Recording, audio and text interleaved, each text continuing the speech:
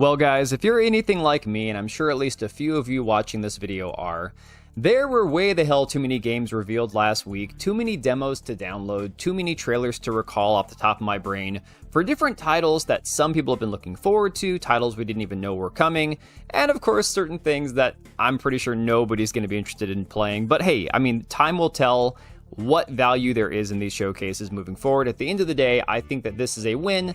Having more variety and having more types of games for different people to play isn't inherently a bad thing. It just means that there's also going to be a lot of this dog water slop to have to avoid as well.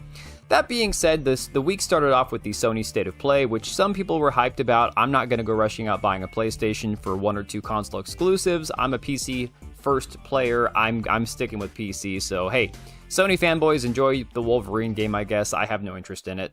We also saw the Summer Game Fest, which I love memeing on Jeff Keighley, but to be fair, there were still some decent titles revealed in this showcase as well. Of course, the Xbox Game Showcase is the one that everybody's been talking about. Personally, I'm not a huge Gears of War guy, and I have no interest in a Halo remake, but to each their own on that one, I guess. And of course, you have the PC Gaming Show, which I guess was an absolute snooze fest. Most people saying it was the most boring thing they'd ever watched, so not necessarily the best representation for PC gaming that's available.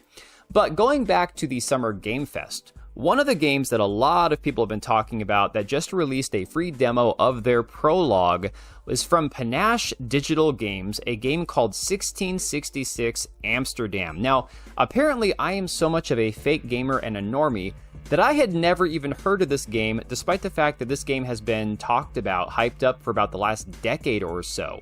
Now, for anybody who's not aware of this game, it is actually a game being made by Patrice Désilets, I believe is how you pronounce his name, who actually got fired by Ubisoft, or was forced to resign back in 2011, I believe it was, before then joining THQ and getting fired by Ubisoft, who acquired THQ in 2013. He then turned around and sued them for wrongful termination, and a lot of what this revolved around was the fact that he had actually started working on this 1666 Amsterdam game at THQ, and then that created a whole kerfuffle between him and Ubisoft around the rights of that game, which was then settled, I believe, in 2016, where he then got the rights back to make his game. So this is a game that's been being developed by the Assassin's Creed creator, the co-creator of Assassin's Creed, Patrice Désilets, for about the last decade or so. So you would imagine this game is going to be absolutely mind-blowingly amazing, right? You would expect from the co-creator, one of the founders of Assassin's Creed, that this game was going to completely be another, another tentpole franchise for all of gaming, right? So you can see from Amro Plays Games here on Twitter, I got upset after learning the story of Patrice Désilets, developer of the game 1666 Amsterdam and creator of Assassin's Creed, and the problems Ubisoft caused him. In 2010, Désilets resigns from Ubisoft after creating the Assassin's Creed series, and the basis of the resignation is that he refused for it to turn into a commercial and formulaic series, and Ubisoft's opposition to many of his artistic directions and control over them. In 2011, Désilets goes to a new studio, THQ, and starts developing the game 1666 Amsterdam, meaning it was supposed to release in the PS3 generation. But in 2013, Ubisoft acquires THQ and fires Désilets and takes over his new game, and here the legal problems over ownership begin between him and Ubisoft until 2016. After winning all this drama, he founded Panache Digital Games, and now the release date for the game he fought for is approaching. Now, I have not seen an actual release date coming up for this 1666 game, but a lot of people have already compared it to the upcoming Assassin's Creed game Hex, which has been codenamed Hex due to the fact that it's speculated this is going to take place in the 16th century, I believe, 16 or 1700s, in Germany during a very famous witch trial which killed about 1,000 people. Now, of course, the demo, the prologue for 1666 Amsterdam is currently available, and I have played it myself, and we're going to talk about it in a minute because I truly cannot understand how this prologue is supposed to sell anybody on this game. You can see here from Eurogamer, Patrice Désilets has unveiled 1666 Amsterdam, which includes some very angry-looking cats. I'm feline it. The ironic thing is a lot of these articles I'm seeing online hyping up this game aren't hyping it up because they believe in Patrice Désilets and they love the Assassin's Creed franchise. A lot of it is these wine mom, cat mom journalists writing about how much they loved Sabrina the Teenage Witch and how much they want to play a game as a cat. Of course, one of these quotes here from IGN Says originally, Desolé's idea was to have a game where you'd play as the devil, but then series like Lucifer made him feel that there'd been a lot of on-screen depictions of Satan lately. That made him switch to something that could represent the devil, in this case, witches. Okay, based, if he's saying that witches are satanic, then okay, I can kind of get on board with that. Though the perspective of the prologue bounces around through multiple characters like Cleo in the modern day, her father Aaron in 1999, and the witch Noah in 1666, Desolé broke things down as far as how much time you spend playing in each time period. As he put it, 5% of the time you're in present day in a library, with Cleo trying to decipher a book. Let's say 15% of the time you're in 1999, and the rest you're in 1666 as Noah. He described the 1666 and 1999 portions as kind of like a mirror of each other, but there was one other crucial piece of information about 1666 Amsterdam as Desolé revealed. The main thing, and it's very important, is you play as a cat. We then saw footage of the aforementioned feline on screen, with him running and leaping along through the dark and spooky trees, with Desolé noting you play as a cat who is actually a guy from 1999. Permaban saying, seeing 1666 Amsterdam being revived by Assassin's Creed founder Patrice Desolé is actually making me cautiously excited. It was originally a cancelled project by the AC founder when THQ went under. I saw its concept trailer, not gonna lie, to me it was interesting and I felt it was a shame that it got cancelled before it went anywhere. It's nice to see it come back and I'm really curious how the game will play. A game about playing as a witch or warlock in the Dutch Empire was novel when I saw it. I guess it also helped a lot that Patrice put in Jacques Brel's Amsterdam song in his proof of concept video. That song is epic. Now here's the problem for me. I played the demo. To me, I don't understand how anybody could put this demo out there, this prologue if you will, and expect people to want to play this game. Here's the long and the short of it. You are playing as a woman named Cleo in the modern day. You go to a library and you've got very janky controls in the game. I'm playing on mouse and keyboard and it is absolutely dreadful. You go talk to this old guy in a library. He gives you a lot of basic clues on how to go find the information you're looking for. Everything's highlighted in yellow. It is very much a hand-holdy type game. And the movement in the game is so janky, it is absolutely abysmal that this is a game in 2026 that they are trying to hype the hell out of. I'm talking in situations like when you're walking following somebody or walking arm in arm.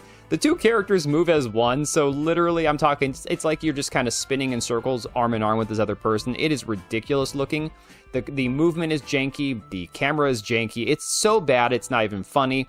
And of course this all culminates in you finding out that your father in 1999 engaged in some sort of weird sexual ritual with a witch, and then got his body, his consciousness, his soul transferred into a cat that goes back in time to go aid this witch in 1666.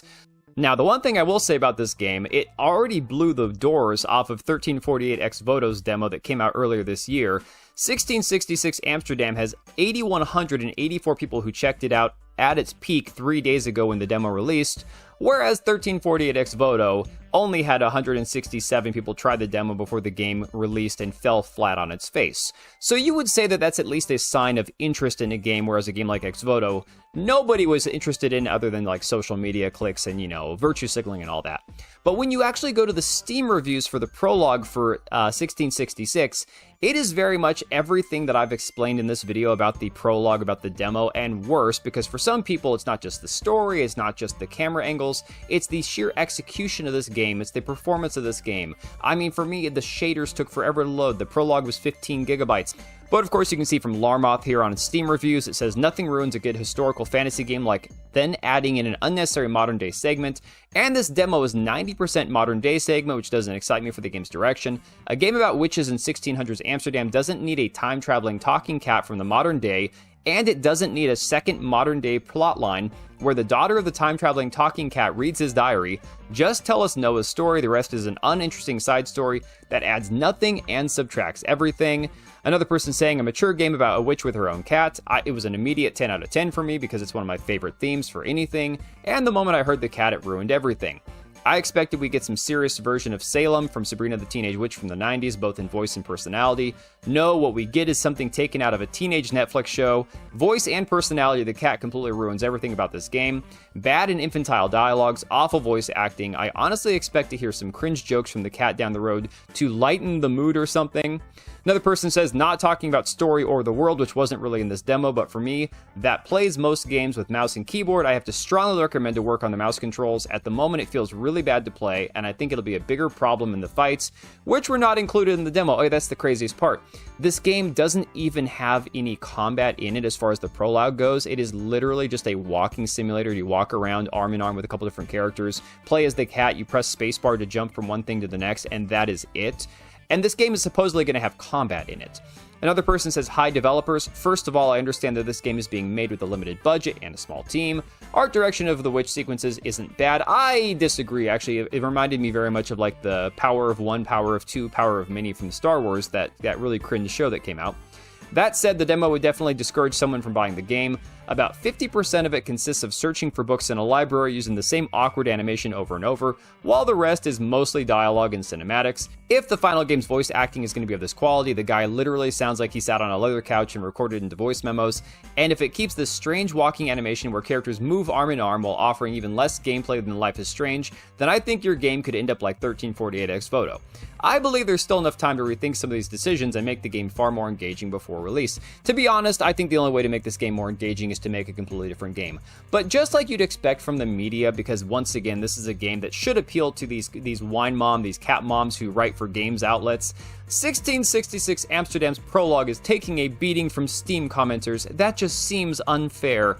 1666 Amsterdam Steam demo or prologue isn't bad at all. It's an introduction to one of the most interesting games I've seen in years from Laura Bergen over at PC Games N. Yeah, so apparently Lauren doesn't want to play a real video game. She wants to walk around as a witch from the 1600s with her talking cat while, you know, summoning demons and crap like that. Now guys, I'm not sitting here pontificating saying this game is satanic, this is evil, you can't do this.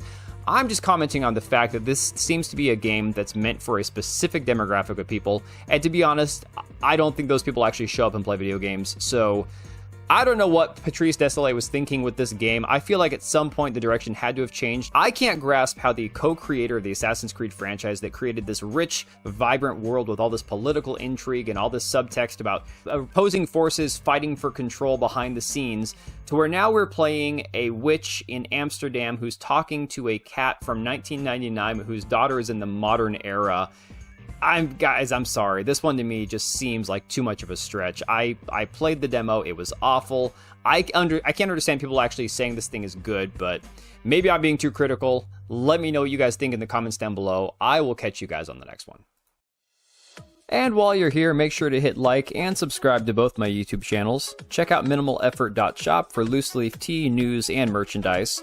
And if you're in the market for a new top-of-the-line PC, check out Meta PCs. Use my link down below, code TBO for a discount.